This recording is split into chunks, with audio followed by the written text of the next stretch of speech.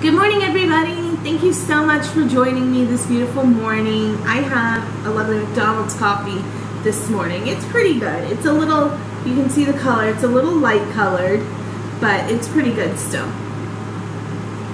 Coffee's coffee. I hope everybody had a wonderful Easter and is safe and happy and healthy and is not hurting economically. That's what I wish for everybody. We're making it through this. Hopefully there's light at the end of the tunnel this summer.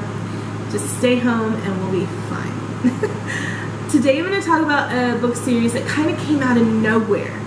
I was recommended it by one friend, and then all of a sudden everybody I knew was reading it or had read it, and that's the Selection series by Kiera Cass. It really shocks me at how popular this series has gotten so quickly.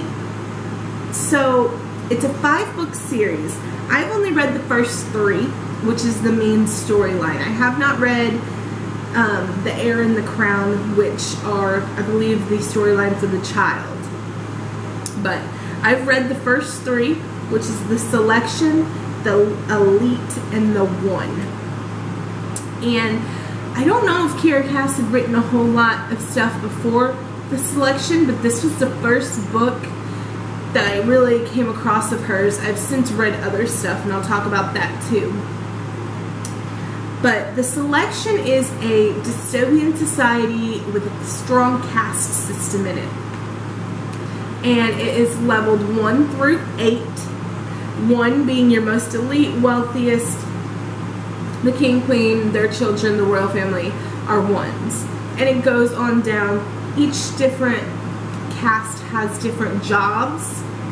So America, who is our lead heroine character, she's a 5, and she's a musical person. I believe musicians and artists are 5s. And she's kind of at the bottom of the totem pole there. Her family is hurting for money. They're definitely not high class, but they're not the lowest of the low. They can still afford to eat most days. She has a best friend slash, I guess you would in the beginning call him a boyfriend, named Aspen. And Aspen is a 6, I believe. And he works all the time. He's always working, trying to take care of his mother and his sisters. And the Selection is them looking for a new queen of the country. And the king and queen have a son, Maxon, Prince Maxon, who is coming to the age to get married, and they have a selection style competition. Each cast gets 1 representation, and America gets chosen for the 5s, and it's a big deal. Like, she is not wanting to go at first because of course she's got a boyfriend in Aspen, but she decides that she needs to do this for her family. This is something that she has to do for them, to raise their caste, to raise their standard, to give her siblings a better shot, to help her mother and father not have to worry about how they're going to feed the family. So she goes to the castle and decides to compete in the Selection series. I'm not going to tell you, obviously, what happens the whole way through, because I really do want you to read these books. They're highly enjoyable. They're very, very quick reads. I thoroughly enjoyed them. America makes it through all 3 books. And of course there are other girls that you will find that you like that are likable characters. There are some that are very dislikable characters. There are some that shock you at the end. I really enjoyed the character development for the most part in this book. If you are like me and you really enjoyed the Selection series and you're looking for something else to read, there is a series that is very similar to this series that another friend recommended to me. I believe it's called the Royal Replica series. It's got some more sci-fi twists to it, but the Royal Replica series is got a similar feel to it. It's dystopian society. It's young girls competing to marry the prince type of situation. So if you like The Selection, which I did, I love that series, Royal Replicas is another option for another series very similar that I read. That was pretty good. I haven't read the last two books, The Crown and The Heir, yet, just because honestly I really liked how it ended with the one. I really liked how Kiera Cass ended the story between America Aspen and Prince Maxon and all of that development, and I was scared to ruin it by continuing on with the sub-story. I do that pretty often, actually.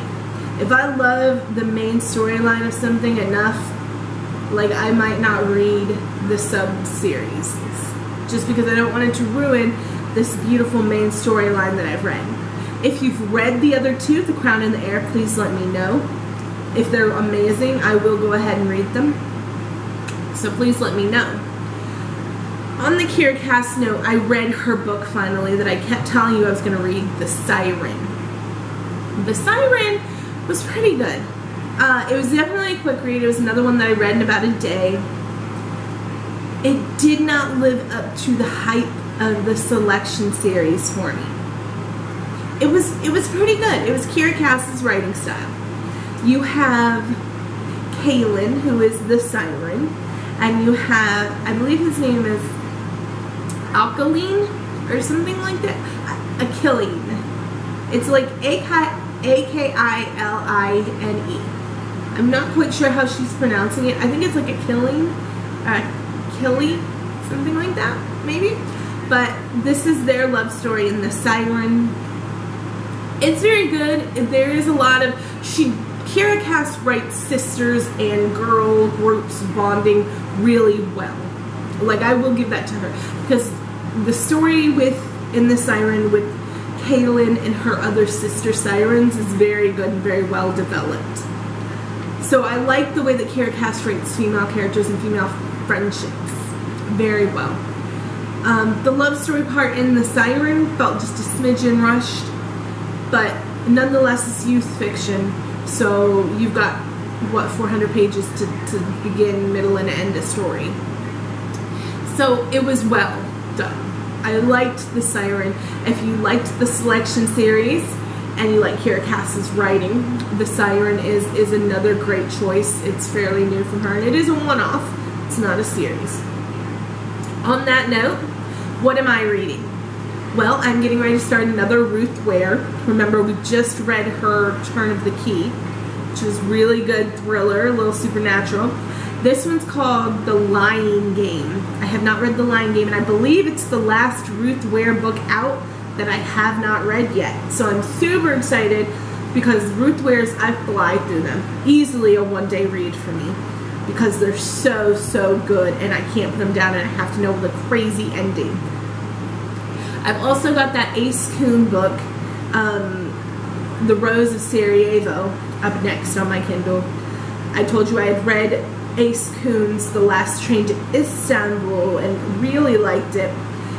Ace Coon does a lot of war, romance, war, friendship, family, relationship. It's really, really well done. And I'm excited to do a video on both The Rose of Sarajevo and The Last Train to Istanbul soon. Because if you like historical romance and historical fiction, you'll like Ace Coon. So on that note, what are you guys reading?